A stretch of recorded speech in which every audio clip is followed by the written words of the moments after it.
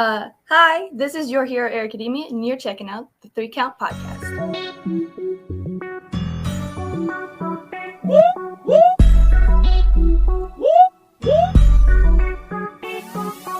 I'm in fashion, roll with cold passion. Welcome everybody to another great edition of the 3 Count Podcast presents Now Entering, and I'm your host, Clifford Red Dog Miller, the man that leads you up that mountain called wrestling.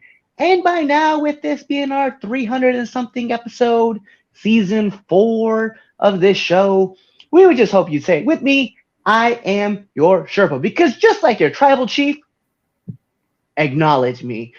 But like every good Sherpa, you gotta have someone who's been there, done it, and can do it more efficient than you can. And that's why it's never about me. It's about who's entering the ring. So who's entering the ring today? You can find her at PCW. You can find her at Pro Wrestling Turbo. You can find her at Elevation Pro Wrestling. She has the speed. She has the power. She has the ability to go plus ultra. She is Airica Demia.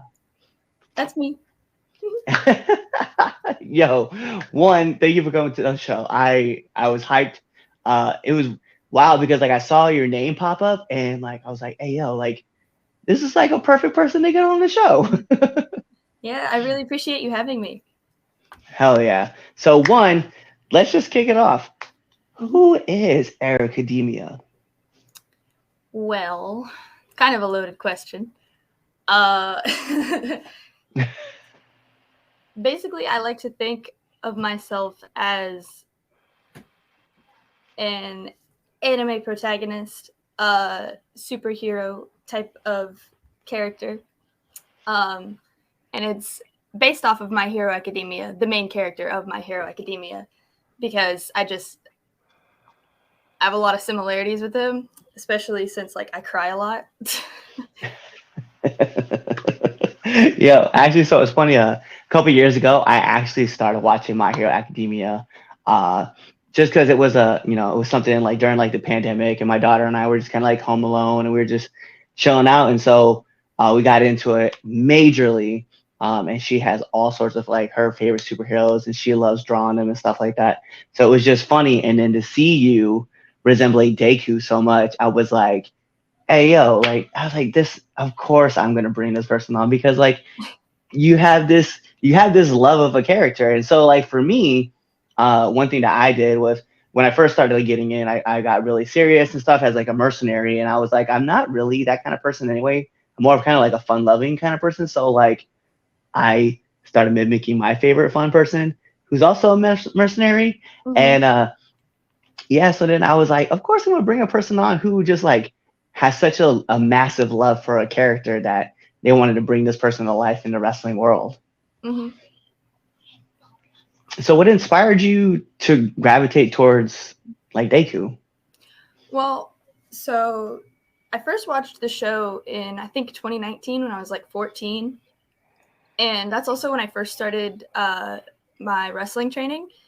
And at the time, nobody took me seriously. Everybody thought like, oh, she's not going to make it. This is just a hobby for her. It's not that big of a deal. But to me, it was a really big deal. And it was already hard for me to believe in myself just because I was like super skinny. I weighed like 100 pounds maybe. And it was like the odds were against me because I was a young girl. I was really skinny and was also really timid. And really sensitive, and that's kind of how Deku is. He's not a girl, but that's like the rest of it. Yeah, it's one of those things where like when you can relate to a character so much that like your personality actually is like very, very much of what their personality is, right? So like even for me, like Deadpool is like this hardcore kind of mercenary who loves to use like dark humor to kind of like hide a lot of tragedy that's like gone on in his life. Mm-hmm. And that's similar to me because, it's funny because you talk about being super young when you got into the business. Like I got in, I was super old, and to full transparency, and any of our longtime listeners know, like I'm turning 38 this year. So like I'm like way over. And I started when I was like 35. So people were like, oh, I don't know what he really wants to do. So I could kind of like see like the resemblance and like my story with your story, because people are like, nah, he's not gonna hang in there that long. We'll just deal with him. He's just like, it's a hobby thing for me. And like now people are like, oh man, he's like fully invested, and just like you are, you're talking about how you were fully invested. What are you were talking about being like 100 pounds? Like, what are the kind of the things that you're like doing now to like help, like, let's be real, because the sport, you kind of got to get a little like meat on your bones, So like, what are some of the things that you've been doing like to help grow your size a little bit? So I've been trying to eat more in general, not just like healthy foods, but even unhealthy foods. If I eat something unhealthy, I'll just go to the gym. Either way, like whatever you eat, it fuels your muscles. It's like you're trying to build them. So like, and since I was skinny, I didn't really have to watch what I ate too much. But I also ended up gaining weight in 2021 unintentionally because I ended up getting injured and I was kind of just laying around not doing anything because I couldn't do anything. So naturally, I just gained some weight and now I lost it and now I'm trying to gain it in muscle instead of, you know. Yeah, that was a thing that I like. So I started off, even this whole journey like of me like wanting to get into the ring too. Like I started off like I was overweight, like extremely overweight, and so like I started like working out just to get into shape, right? Not even wrestling shape, just to get into shape. And then like I started like do a lot of cardio, a lot of lifts and stuff like that, things that were gonna help me out. And then it was only recently when I decided I was like I'm gonna become a personal trainer, I wanted to like start working on everything else that was going to matter in the wrestling ring. And my coach, my trainer, my boss, I guess we'll call him, all three of those things together.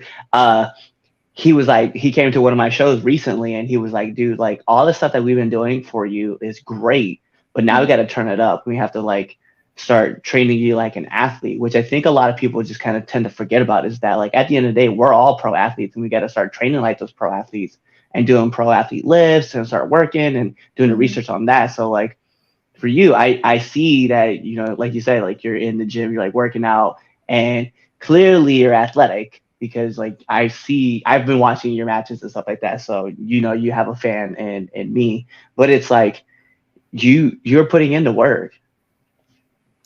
Yeah, it kind of so one thing I kind of pride myself in is like the fact that since the odds were like so against me, I kind of had to work harder than everybody else. Like Deku, again, I had to work harder than everybody else to get where I wanted to be and to get like where I want to go. I still have to work really hard to like achieve that stuff because it is difficult for me to build muscle because to be honest, I have some body image issues. Like it's normal, well, not normal, but it's not good. But I'm trying to get past it, and I'm trying to convince myself that eating is like a lot is okay, especially if I'm gonna like be working out. You know? Yeah, the thing is like body dysmorphia is like a real thing, and it affects like a lot of people, like not just in the US, but like worldwide. Like a lot of people have that issue.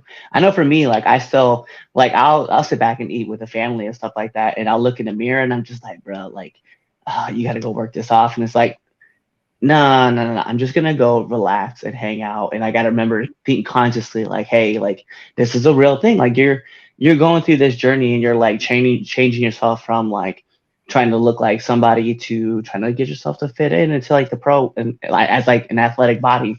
So it really does come down to like, hey, you have to consciously look for those triggers to like get yourself over, to like be like, hey, like this is going to be the hurdle that's going to hit you. So you just got to slow down, think about what you're doing. It's a lot like wrestling. You got to slow down and then work towards where you got to work Slow is towards. smooth, smooth is fast. That's one of our mottos at the academy. Yeah, we actually, I'm trying to remember. We've had a couple people actually from the academy on the show, which Yeah. was funny because, yeah, God, I'm trying to think. I got to pull back memories because we've had, like I said, over 300 of these episodes. We'll have to look Right. back, and I'll have to holler with you about it after the show.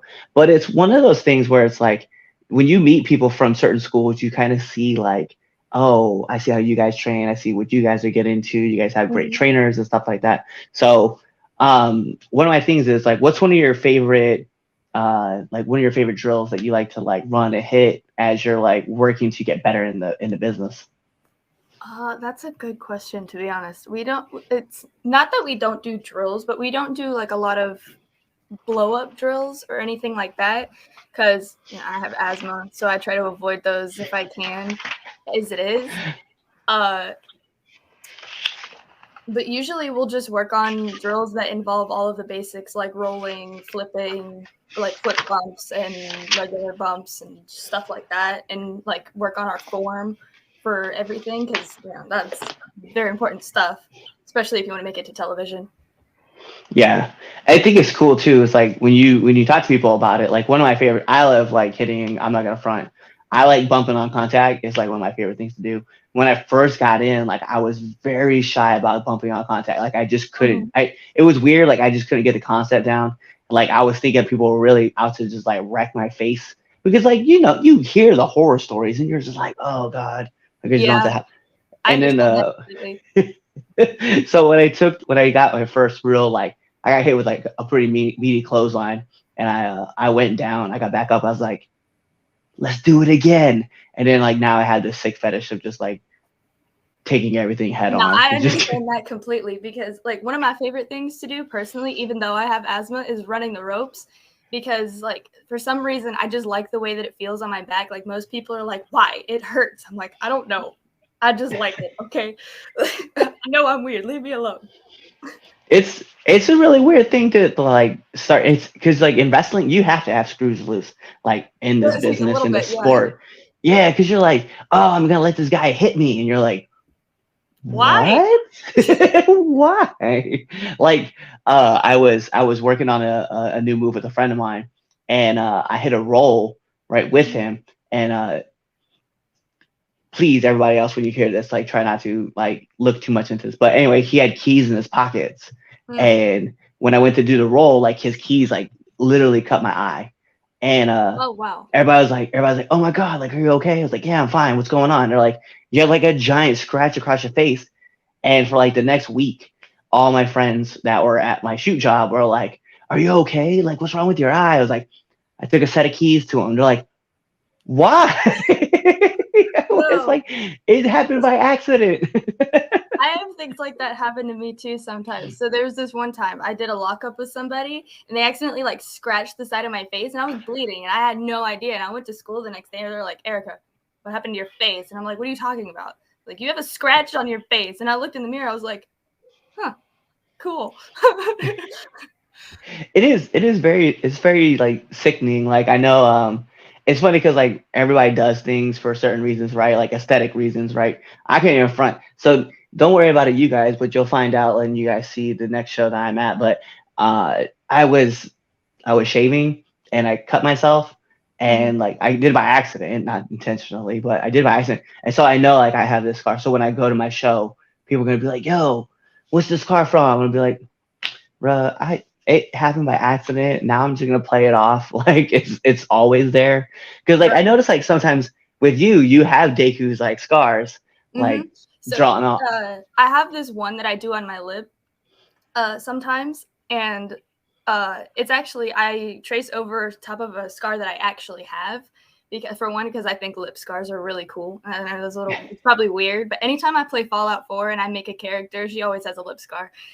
Anyways, that's not the point. The point is I put it there because I actually got that scar in a match that I had, a practice match I had. So I can't remember what I was going to give him that he was supposed to reverse, but he had me like this and was supposed to throw my legs, and then I was supposed to face bump, but my freaking my lip landed on my knuckle and it busted my lip open, and I was bleeding the entire time. And nobody had any idea until after. And they're like, Airica, you know you're bleeding, right? I'm like, yeah, I know. It hurts. I can feel it. It's right there. It's my face. Blood it's on my hand. Yo, speaking of like taking like bad bumps, would you say that's the worst bump you've taken? And if not, what is the worst bump you've taken? So I wouldn't say that it's technically a bump, but when I got injured in 2021, I did a bandera and my hands like slipped off the ropes and I landed on concrete. So I'd say that's probably the worst. It wasn't technically a bump, but it was close enough, and it was really bad. might as well say I took a face bump to the concrete, on a bandera. Right. Oh my gosh. I feel like those like the worst because like not that I've taken one, right? But I've had a few people on the show now talk about how uh, some of the bumps that they've taken. For example, right? Kid Bandit shared it on the show with us. Mhm. Kid took a power bomb on concrete that they called. I was Yeah, like, I might have been there for that.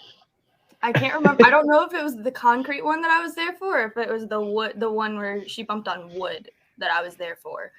But I was there for one of them. It was the one she took from Sawyer Wreck. I was there for that one, and I was like, "Why would you do that? This is a house show, my guy. What?" yeah, I love it because Kid always talks about like all the bumps that they take, and I'm like, Kid, like you, Please it's stop. If not, he's gonna wild. hate you.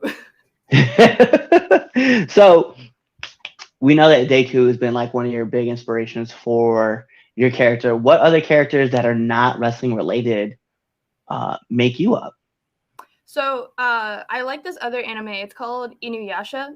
I like to take some of my attitude and like mannerisms from the character Kagome. She's one of the protagonists. She's the female lead, and she's a 15-year-old high school student, and she has a very big attitude, and it is very adorable and very annoying. So I try to take like my attitude and mannerisms from her, just because I think she's so entertaining. I like it. I like it. I like it. What about is there any other who's your inspirations for in ring work? Hmm. That's a good question. A lot of my stuff comes from.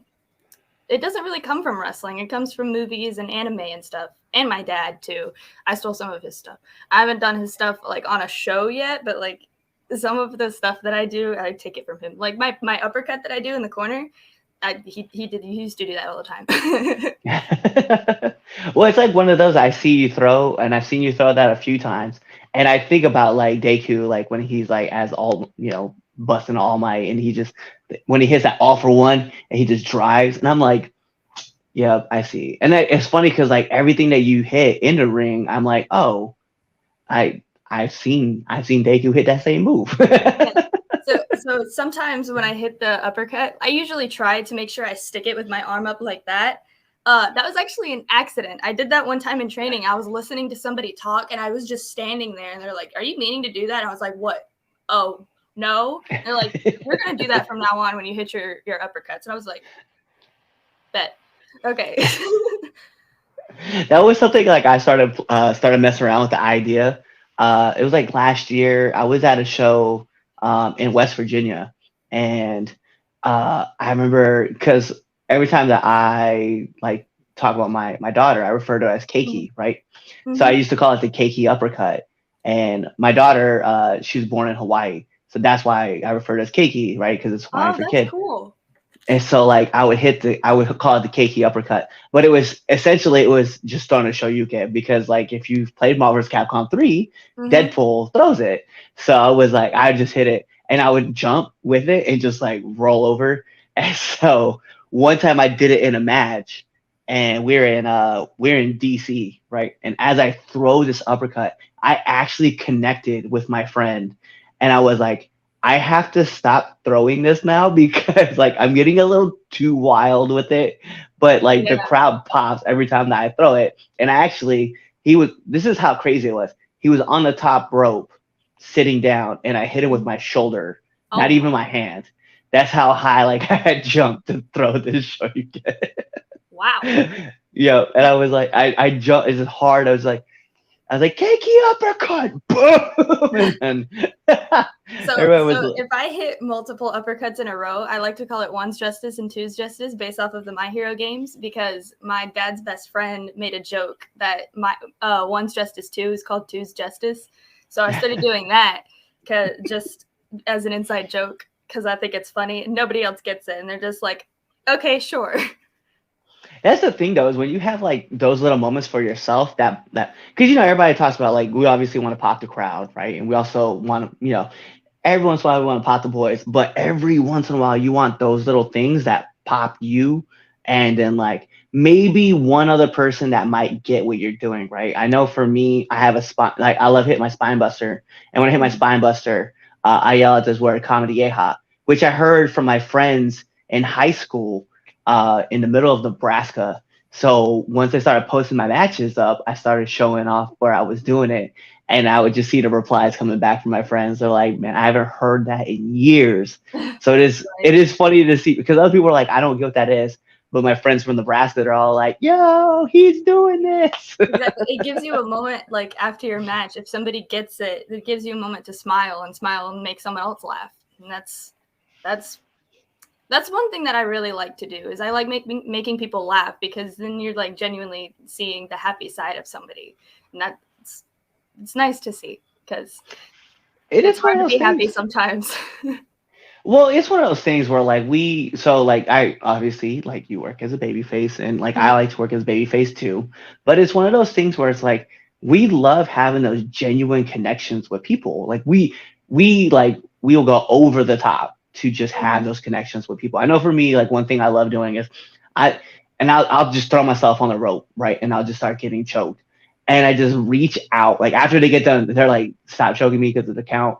I'll reach out and I'll be like, hey, yo, kid, like tag me in, bro. He's like choking me. Right. And it was this moment last year, right, when I was in Pennsylvania, and I was leaning on the rope, and like my friend, I was getting choked, and I reached out for this little girl to like tag me in, right, and she was just so scared, right. So anyway, like the rest of the match happens, I end up winning, and then later on in the show, like I go to sell merch, and this little girl runs up and gives me the biggest hug and starts crying.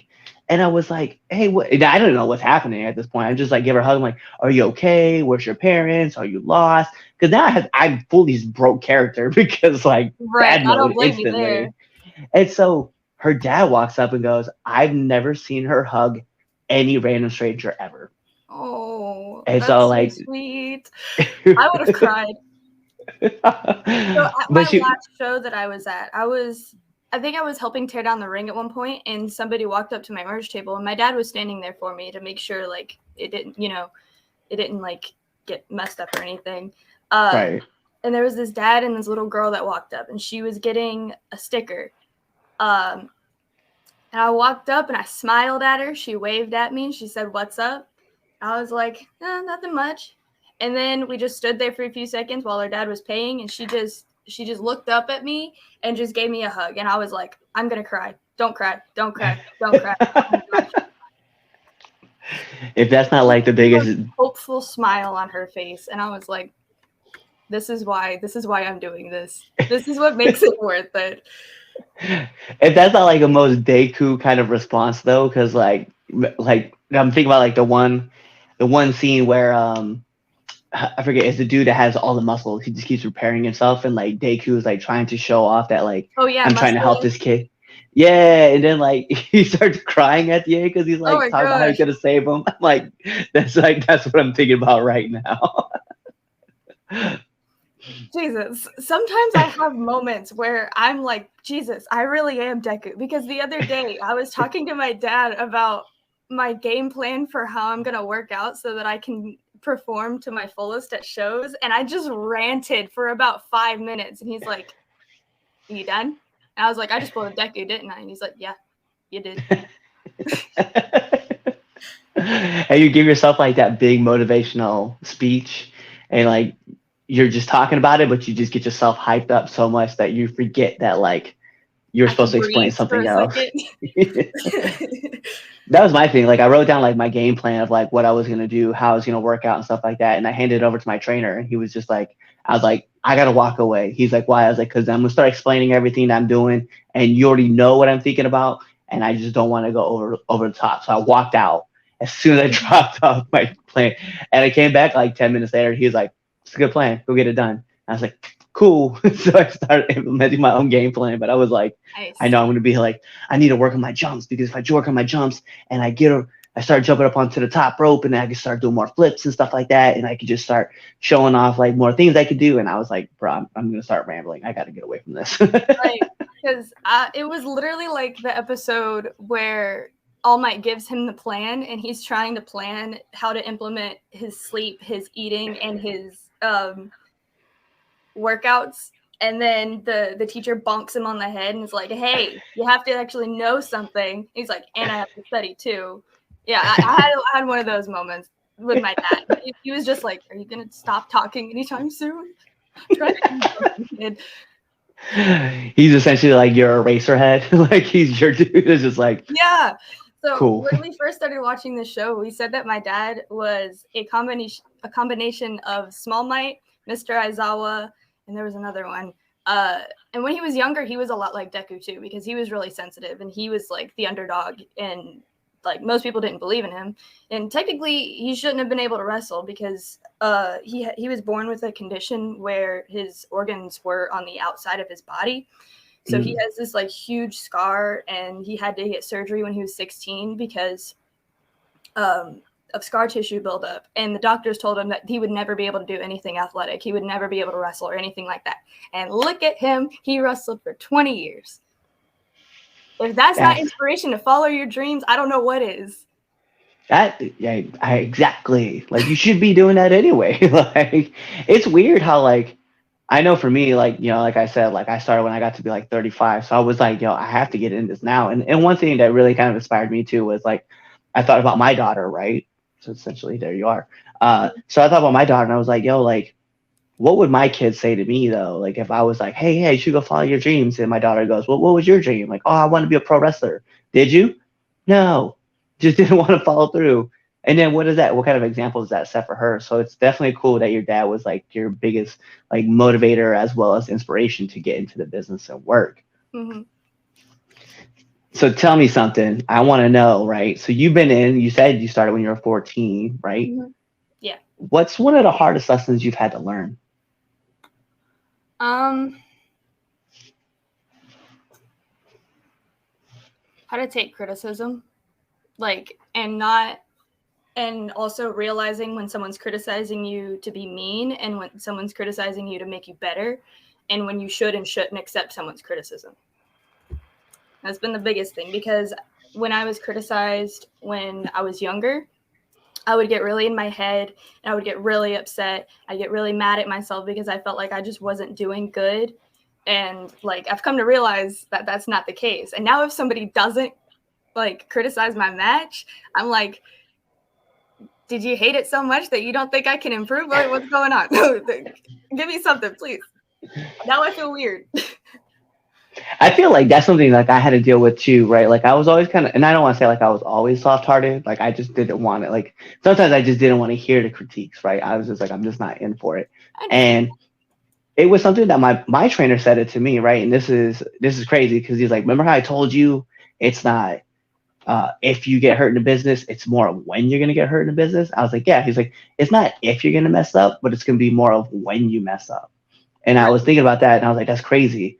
So now, like, I look forward to having people like critique on my matches, even my practice matches. I'm like, yo, what am I doing? What I can do better? Where can I work? What can I do this? And so I start putting all these pieces together. And now, like, the funny thing is, I want people to, and just like you, right? I want people to hate my matches, even if it's my best match. I want people to hate my match, or not hate, but criticize my match so much that I turn around and hate it. I'm like, bruh, left foot could have been right here. It's like you want people to find the little things that you can improve on so that you can just overall be better. Yeah, I know, like, and it's cool because I've been fortunate enough to have great mentors to like help guide me in the directions that they see that I'm like, hey, this is where you gotta go, this is where you want to be, and then like they give me the blueprint and they're like, now you got to make the plan yourself. But one of my favorite things, and I was just recently told this, so shout out to Mark Haro. I know you're watching the show because you really, but the two things like he always told me, he's like, the two things you can always improve on, regardless of how good you are, is storytelling and footwork. And I'm like, bet. So because I have this podcast, like I've been able to go get some of my other favorite people and bring them on the show and talk to them about, hey, how do you tell stories better? And so like I've been like, so people who are wondering the last couple episodes of Now Entering 201, why that's a thing, that's why, because, storytelling is important. Storytelling, like hold on. Ethan Case likes to say wrestling is the least important part of wrestling. Yeah. And I think about that all the time because like, and this is a perfect example, right? So I finally hit a 450 splash, right, in practice. And I was like, yeah, never gonna hit this move. Why? Because everybody hits this move. Yep. It's like, it has to be like the desperation to get somebody to like get everybody to pop out of their seats that I'm going to the top rope to do this. Because to me, I'm like, if everybody can hit this move, what makes it special? I was like, so let me find the moves that I think I do well and make them work for me. Right. Like, I feel like the best way that like an overdone move would work is if there's nobody on the card that's gonna hit that at all, and they're not gonna see it at all. Because if you're gonna see it 5 times in one night, it's not special at that point. Like, we're taught to call our matches in a way that's gonna be different from everybody else. So if we want to do a hot start, we'll walk up to everybody else who's doing a match and it's like, y'all got a hot start? Because if so, we're not gonna do it. It's kind of become like, so in our one locker, in one of the locker rooms I go and I wrestle at, it's become like the big inside joke where like everybody will ask everybody what they're doing, but it's never like it's never like who's gonna have the hot start. It's always like who's doing a wrist lock. Right. Nobody in my academy really does chain a lot. There's one person that does, and he doesn't really do like wrist locks and stuff like that.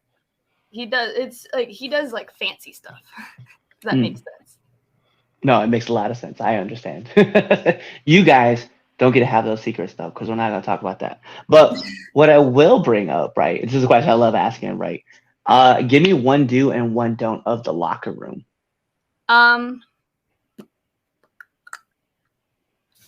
One don't is don't walk up to somebody and give them critiques if they didn't ask for it.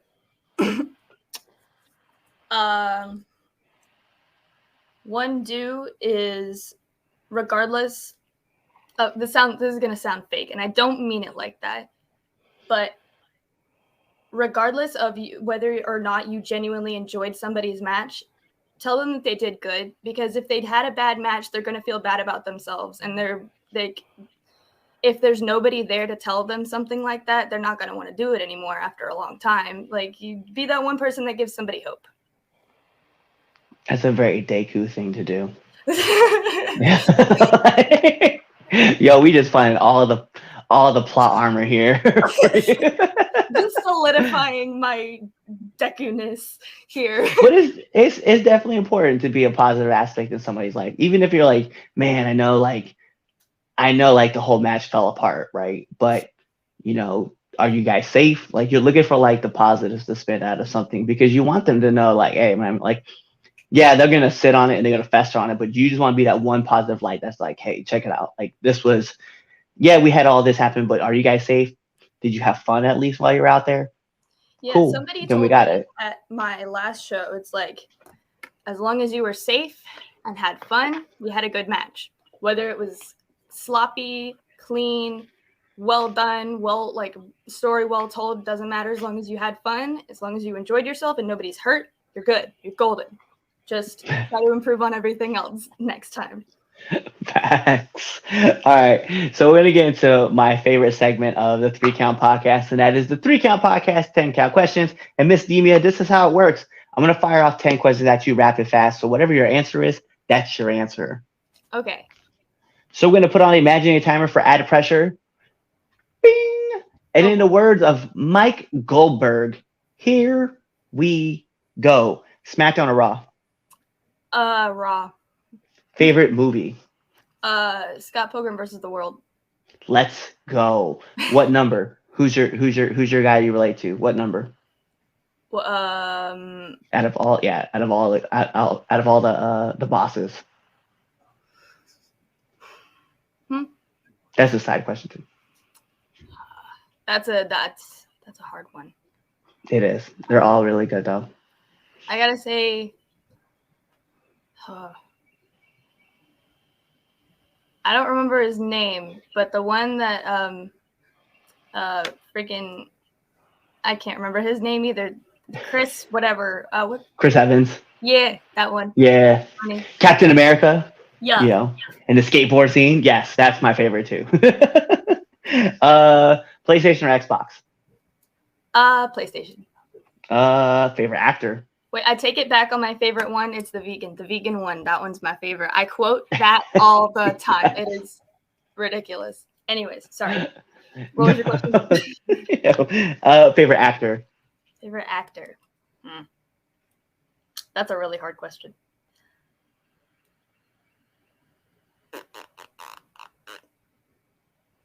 I don't know.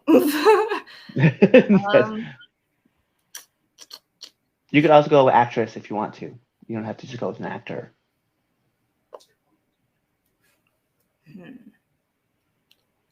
I'm going to go with the first actress that comes to mind, Chloe Grace Moretz. Love it. So let's go into Apple or Android. Android. Favorite quirk.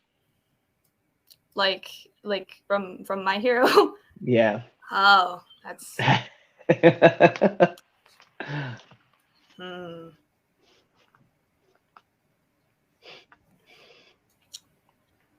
That's a hard one too. Honestly, probably Sue's, because she's a frog and I love frogs. Yes. I'm a massive fan of massive fan of her as well. All Might or Endeavor? All Might. Favorite podcast? I don't really listen to a lot of podcasts, to be completely honest. That I kind of, if I am listening to a podcast, I usually am doing it while I'm doing something else, so I don't really end up paying attention because I have ADHD and it just helps me zone out. I love it because I do the same thing, especially when I'm lifting. I'm gone. I'm listening. It's something playing in the background. I don't know what it is, but I'm just gone. I'm not paying attention. It's something. Nominate one person that you want to have on this podcast.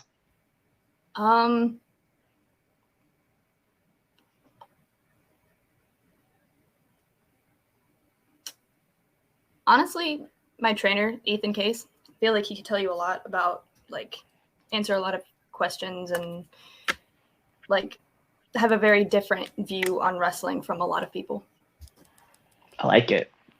And then last but not least, my favorite question to ask every single person who comes on this show. Favorite curse word? I actually don't cuss. But,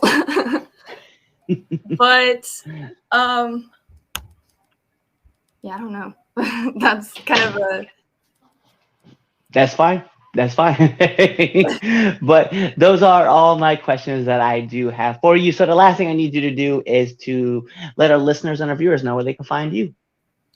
Well, I have a little a board thingy that has all my social media and stuff on it. Dad, can you grab it for me? I'm going to go grab it. I will be right back. Okay. Right here. There's all my stuff. This is the thing that I use for my merch. Love it. Love it. It's very shiny.